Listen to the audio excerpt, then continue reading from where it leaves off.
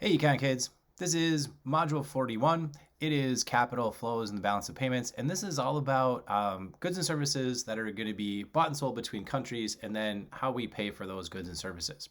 So the first thing we're going to see is this balance of payments account. And that looks, I don't know, kind of confusing. But really, there's two things that we need to know here. There is our current account, which is going to be this top 1, 2, 3 there. And then there's our financial account. All right, and that's the bottom two. And if you look at the top three, it says the first thing is like sales and purchases of goods and services, and then it has like payments to foreigners, and then or payments from foreigners, and then payments to foreigners.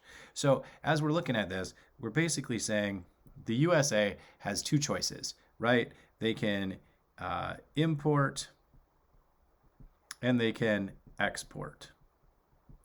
And then over here we have another country like China, and China can do two things also. They can import or they can export. All right. So what happens is this. In the current account, it's going to keep track of the goods and services that are like imported and exported between the two countries. So let's say the United States imports more than it exports from China. So like your little like greater than sign. They're importing more than they're exporting, right?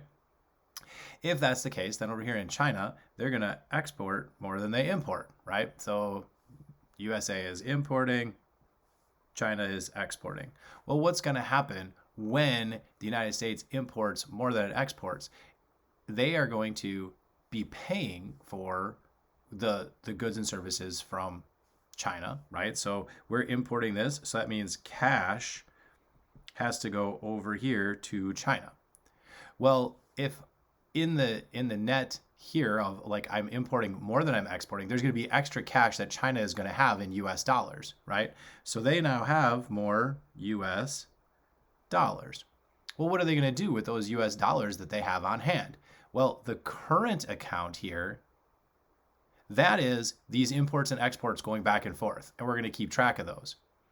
The financial account is going to keep track of the assets that maybe China is going to buy with this USA money.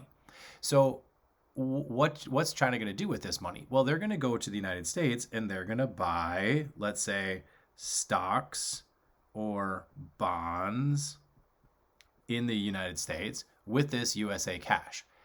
That is going to be this financial account. So they have US dollars. What are they going to do with them? They're going to buy stocks and bonds from the United States with those US dollars.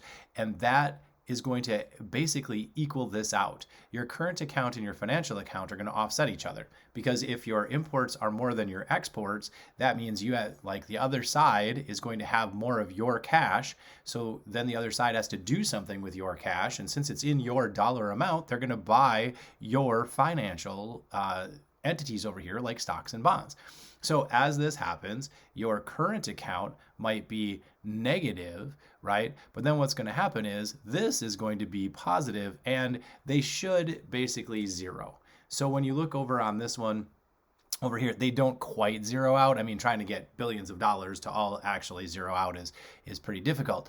But when you look at what's happening on the top part, they have payment to foreigners of $2,523, where the payments from is only $1,826. So here we've paid out a negative number, right? Like we've basically imported more than we've exported.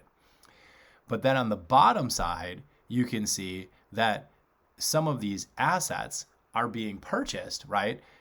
So when they're being purchased back, you're going to see this number as a positive number, and this negative positive is going to lead to a little more negative. And in all honesty, this should probably be enough to wipe that out if we were just in a theoretical world. Okay, so in your current account, then what they're talking about is your net exports. Like, are you importing more than you're exporting? Are you exporting more than you're importing? What sort of trade balance do you have? Then it also is going to include some factor income and some transfers in there. But That's your current account. Your financial account is going to be a sale of those assets that create a liability. Those are going to be your stocks and bonds. Bonds are what? An IOU, right? So China now holds some of those US assets, and then what's going to happen? They, are getting the return on those, or at some point in time, they're probably getting whatever interest over there that they're going to have to collect. So if you want more detail on this, Mr. Clifford does have a video up here and what happens in the current account and financial account. It's kind of the same example, and he goes through sort of the same process, but it's a nice little review, takes a little more time. If you look at the rest of this slide, though, it's going to talk about what happens as these inflows and outflows occur. So if your country, or if your currency, is appreciating, that means your dollars are worth more. You are going to import more goods and end up with a trade deficit because your dollars have more value. So take advantage of that value, import a bunch of stuff at cheap prices. If your country then imports more than you export, your financial capital inflow is going to increase, but your net capital outflow is going to be negative, right? So those two things are going to be opposite. Your outflow here in terms of like imports and exports is negative, but your inflow in terms of money coming into you in the financial side is positive.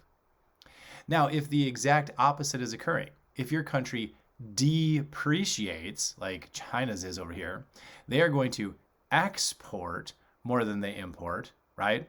They have a trade surplus. So then what's going to happen? If you export more than you import, your financial capital outflow increases, so your capital outflow is positive, and you're going to like go out here with this capital outflow, and you're going to buy up some of the financial assets from the country that you're trading with.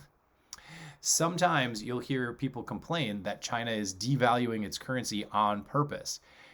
If you devalue your currency on purpose, this is sort of the situation you end up with a whole bunch of exports, because the other countries' currencies are going to appreciate, and you're going to see that they're more valuable, so they're going to buy up more of your goods and services.